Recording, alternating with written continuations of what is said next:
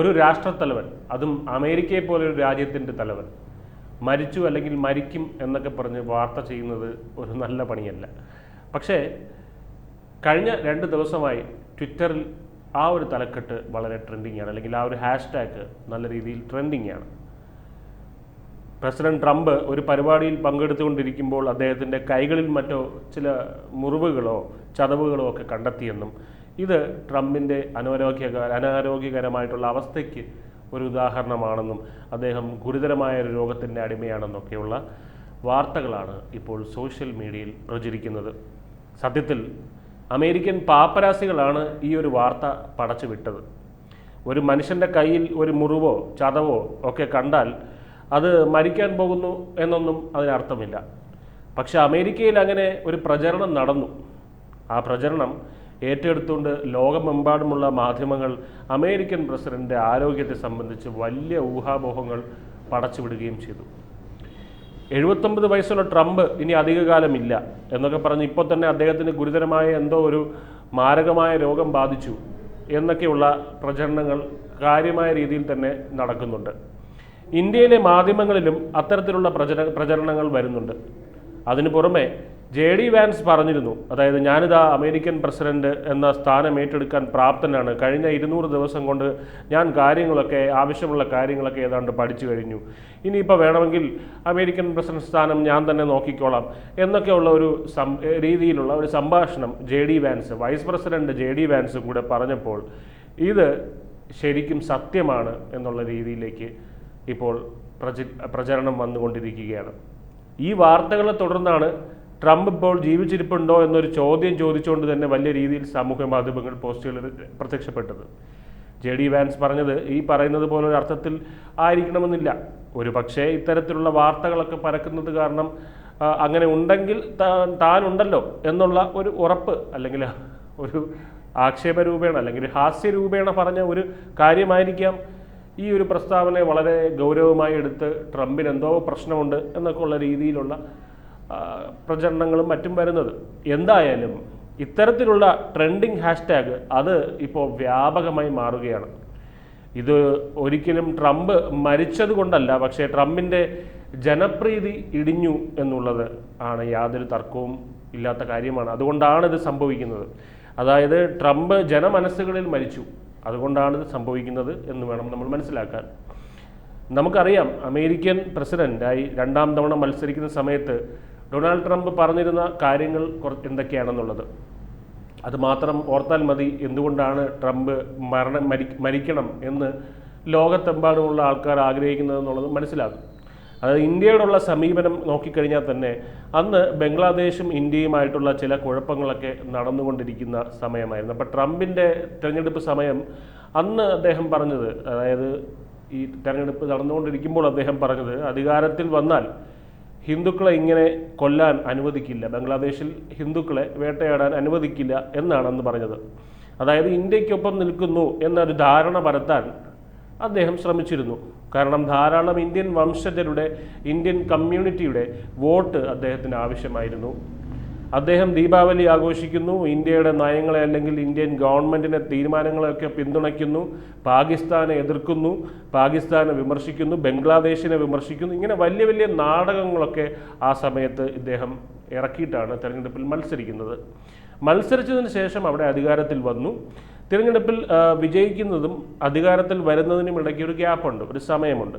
ഈ ഗ്യാപ്പിനിടയിൽ അദ്ദേഹം പറഞ്ഞുകൊണ്ടിരുന്ന ധാരാളം കാര്യങ്ങൾ, അതെല്ലാം, അതായത് താൻ ഈ ചുമതല ഏറ്റെടുത്ത് കഴിഞ്ഞാൽ അമേരിക്കയിൽ നിന്നും അനധികൃത കുടിയേറ്റക്കാരെ പറപ്പിക്കും, അനധികൃത കുടിയേറ്റക്കാരെ എല്ലാം ഇവിടെ നിന്ന് ഒഴിപ്പിക്കും, അതിനുവേണ്ടി സൈന്യത്തിൻ്റെ സഹായം തേടേണ്ടി വന്നാൽ താൻ സൈന്യത്തെ ഇറക്കും, രാജ്യത്ത് അടിയന്തരാവസ്ഥ പ്രഖ്യാപിക്കേണ്ടി വന്നാൽ അടിയന്തരാവസ്ഥ പ്രഖ്യാപിക്കും, എന്ത് ചെയ്തിട്ടായാലും അമേരിക്കയിൽ അനധികൃതമായി താമസിക്കുന്ന എല്ലാവന്മാരെയും അടിച്ചു പുറത്താക്കും എന്നാണ് ട്രംപ് പറഞ്ഞിരുന്നത്. പക്ഷേ അധികാരത്തിലെത്തി ഇത്രയും നാൾ കഴിഞ്ഞിരിക്കുന്നു, ഇവിടുന്നും കുറച്ച് ഒരു 10-200 ആൾക്കാരെ പിടിച്ച് വിമാനത്തിൽ കയറ്റി അവിടെ ഇവിടെയും കൊണ്ട് ചെന്നാക്കി എന്നല്ലാതെ മറ്റൊരു പുരോഗമനവും ഇതിനകത്ത് നടന്നിട്ടില്ല. ലക്ഷക്കണക്കിന് ആളുകളാണ് അമേരിക്കയിൽ അനധികൃതമായി കുടിയേറി പാർത്തിരിക്കുന്നത്. അവരിൽ ഒരു ചെറിയ വിഭാഗത്തെ പോലും കൊണ്ടുചെന്ന് അവരവരുടെ രാജ്യത്താക്കാൻ ട്രംപിന് കഴിഞ്ഞിട്ടില്ല. അത് കഴിയുകയുമില്ല. കാരണം ഇത്രയും ലക്ഷക്കണക്കിന് ആളുകളെ ട്രംപ് വിമാനം പിടിച്ച് അവരവരുടെ നാടുകളിലും വീടുകളിലൊക്കെ കൊണ്ടുചെന്ന് എത്തിക്കുക എന്ന് പറഞ്ഞാൽ തന്നെ അമേരിക്കയുടെ സമ്പദ് വ്യവസ്ഥയെ തകിടം മറിക്കുന്ന ഒരു കാര്യമാണ്. അത്രമാത്രം ഭീമമായ ചെലവ് അതിനാവശ്യം വരും. ട്രംപ് പറയുന്നത് ഇങ്ങനെ കൈയും കാലും ഒക്കെ കെട്ടിവരിഞ്ഞ് അതാത് രാജ്യം, അതായത് ഇന്ത്യ ഉൾപ്പെടെയുള്ള രാജ്യങ്ങളിലേക്ക് കൊണ്ടുവന്ന് തള്ളുമ്പോൾ ആ രാജ്യങ്ങൾ പ്രതികരിക്കും. അതായത് ഇങ്ങനെയൊന്നും ചെയ്യാൻ പാടില്ല, ഞങ്ങളുടെ പൗരന്മാരെ കൊണ്ടുപോകാൻ ഞങ്ങൾക്കറിയാം എന്നൊക്കെ പറഞ്ഞ് എല്ലാവരും പൗരന്മാരെ കൊണ്ടുപോകുമെന്നാണ് വിചാരിച്ചത്. പക്ഷെ അത് നടന്നില്ല.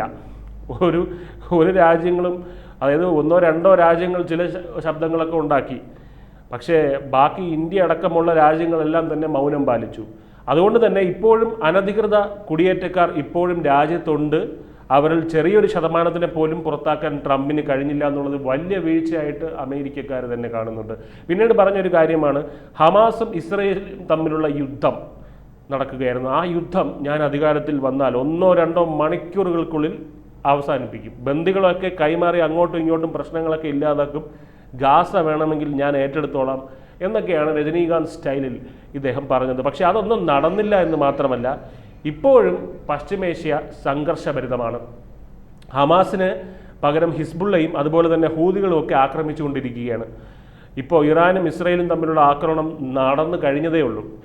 അങ്ങനെ പശ്ചിമ ഏഷ്യയിൽ ഒരു സംഘർഷവും അയവ് വന്നിട്ടില്ല എന്ന് മാത്രമല്ല, ഗാസയുടെ കാര്യത്തിൽ ഒരു തീരുമാനം എടുക്കാൻ അമേരിക്കൻ ഭരണകൂടത്തിന് ഇതുവരെ സാധിച്ചിട്ട് പോലുമില്ല. മൂന്നാമത് അദ്ദേഹം പറഞ്ഞത്, അന്ന് നടന്നു വന്നിരുന്ന റഷ്യൻ യുക്രൈൻ യുദ്ധം 4 വർഷമായി 2 രാജ്യങ്ങളും തമ്മിൽ യുദ്ധം ചെയ്യുകയാണല്ലോ. അത് ബൈഡൻ ഇത് നോക്കിയിരിക്കാനേ കഴിയുള്ളൂ. മുൻ പ്രസിഡന്റ് ബൈഡന് ഇത് നോക്കിയിരിക്കാനേ കഴിയുള്ളൂ. ഞാൻ അധികാരത്തിൽ വന്നാൽ 10-15 മിനിറ്റിനുള്ളിൽ റഷ്യയും യുക്രൈനും തമ്മിലുള്ള യുദ്ധം അവസാനിക്കുമെന്ന് പറഞ്ഞു. ലോകത്തിലെ ബഹുഭൂരിപക്ഷ ജനങ്ങളും ഇതൊക്കെ വിശ്വസിച്ചു. കാരണം റഷ്യയുമായി ഡൊണാൾഡ് ട്രംപിന് വളരെ മികച്ച അടുത്ത ബന്ധമുണ്ട്. യുക്രൈനെ സഹായിക്കുന്നത് മുഴുവൻ അന്ന് അമേരിക്കയായിരുന്നു. അപ്പോൾ യുക്രൈനിലുള്ള സഹായം നിർത്തി റഷ്യയുമായി ചില അനുകൂല നീക്കുപോക്കുകളൊക്കെ ഉണ്ടായാൽ യുദ്ധം അവസാനിക്കേണ്ടതാണ്. പക്ഷേ അത് അവസാനിച്ചില്ല, ഇപ്പോഴും തുടർന്നുകൊണ്ടിരിക്കുകയാണ്. ഈ കഴിഞ്ഞ ദിവസങ്ങളിലാണ് റഷ്യൻ പ്രസിഡന്റിനെ അലാസ്കയിൽ വിളിച്ചു വരുത്തി വിശദമായി ചർച്ച നടത്തിയത്. അതിനുശേഷം യൂറോപ്യൻ യൂണിയൻ നേതാക്കന്മാരെയും സെലൻസ്കിയുമായും ഒക്കെ ചർച്ച നടത്തുന്നു. ഒരറ്റവും കാണുന്നില്ല യുദ്ധത്തിന് എന്ന് മാത്രമല്ല, ഇക്കാര്യത്തിൽ ഒരു തീരുമാനവും ഉണ്ടാകുന്നില്ല. പിന്നീട് പറഞ്ഞത്, ഇന്ത്യ അടക്കമുള്ള രാജ്യങ്ങൾ അമേരിക്കയ്ക്ക് നേരെ നികുതി ചുമത്തിക്കൊണ്ടിരിക്കുകയാണ്. വലിയ നികുതിയാണ് നിങ്ങളൊക്കെ നമ്മുടെ ഉൽപ്പന്നങ്ങൾക്ക് ചുമത്തുന്നത്, അമേരിക്കയുടെ ഉൽപ്പന്നങ്ങൾക്ക്. അപ്പോൾ ഇങ്ങനെ ഈ നികുതി ചുമത്തുന്നത് തുടർന്നാൽ ഞങ്ങൾ റെസിപ്രോക്കൽ താരിഫ് ഏർപ്പെടുത്തും. റെസിപ്രോക്കൽ താരിഫ് എടുത്തത്, അതായത് നമ്മൾ തിരിച്ച് ഒരു താരിഫ് തരും എന്നാണ് പറയുന്നത്. അങ്ങനെ ഇന്ത്യക്ക് മേൽ 25% താരിഫ് ഏർപ്പെടുത്തി. പിന്നെ റഷ്യൻ യുക്രൈൻ യുദ്ധം നടക്കുന്നതിൻ്റെ പേരിൽ റഷ്യയെ നമ്മൾ പിന്തുണയ്ക്കുന്നു, ഇന്ത്യ പിന്തുണയ്ക്കുന്നതിൻ്റെ പേരിൽ 25% കൂടി പിന്നെയും ആഡ് ചെയ്ത് 50% നികുതിയാണ് ഇപ്പോൾ ഇന്ത്യക്ക് മേൽ ഏർപ്പെടുത്തിയിരിക്കുന്നത്. അപ്പോൾ ഇന്ത്യക്ക് പിടിച്ചു നിൽക്കാൻ കഴിയില്ലെന്നും, ഇന്ത്യ ഇത് ഇങ്ങനെയൊക്കെ ഏർപ്പെടുത്തി കഴിഞ്ഞാൽ ഇന്ത്യക്ക് പിടിച്ചു നിൽക്കാൻ കഴിയാതെ ഇന്ത്യ അമേരിക്കയുടെ കാൽക്കൽ ചെന്ന് വീണിട്ട് പറയുന്നത് എന്തോ അങ്ങ് അനുസരിക്കും എന്ന് ഇദ്ദേഹം വിചാരിച്ചു. അതും നടന്നില്ല. അപ്പോൾ ആ എല്ലാ വീമ്പ് പറച്ചിലുകളും വില പോയില്ല എന്നുള്ളതാണ്. ഇപ്പോൾ എണ്ണ റഷ്യയിൽ നിന്നും ഇന്ത്യ കൂടുതൽ വാങ്ങുകയും കൂടെ ചെയ്യുന്നുണ്ട്. അപ്പോൾ ഇതെല്ലാം തന്നെ ചൊളിപ്പിക്കുന്നുണ്ട്. വ്യാപാര കരാറിൽ നിന്ന് ഇന്ത്യ പിൻവാങ്ങുന്നു എന്നുള്ള വാർത്തകളും വരുന്നുണ്ട്.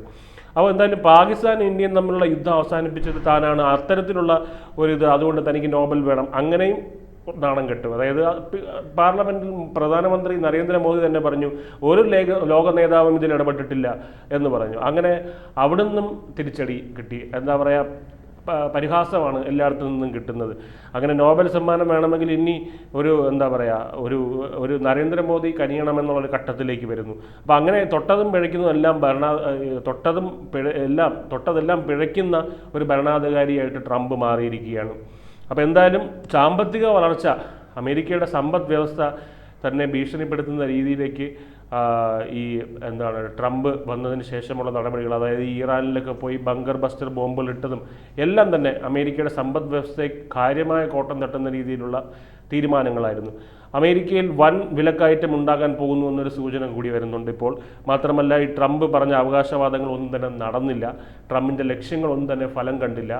ട്രംപിൻ്റെ തന്ത്രങ്ങൾ ഒന്നും ഫലിച്ചതുമില്ല എന്നും പറയുന്നുണ്ട്. അപ്പോൾ തീർച്ചയായും അമേരിക്കയ്ക്ക് അകത്തും പുറത്തും ട്രംപിൻ്റെ ജനപ്രീതി ഇടിഞ്ഞു എന്ന് മാത്രമല്ല, ഒരു വെറുക്കപ്പെട്ട മനുഷ്യൻ്റെ സ്ഥാനത്തേക്ക് ട്രംപ് മാറുന്നു എന്നുള്ളതാണ് ഇപ്പോൾ നമ്മൾ കണ്ടുകൊണ്ടിരിക്കുന്നത്. അതുകൊണ്ട് തന്നെ കയ്യിലൊരു അടയാളം കണ്ടാൽ ട്രംപ് ഇതാ ചാകാൻ പോകുന്നേ എന്ന് പറഞ്ഞ് തുള്ളിച്ചാടുന്ന ഒരു വലിയ വിഭാഗം ജനങ്ങൾ ഈ ലോകത്തുണ്ടായിക്കഴിഞ്ഞു.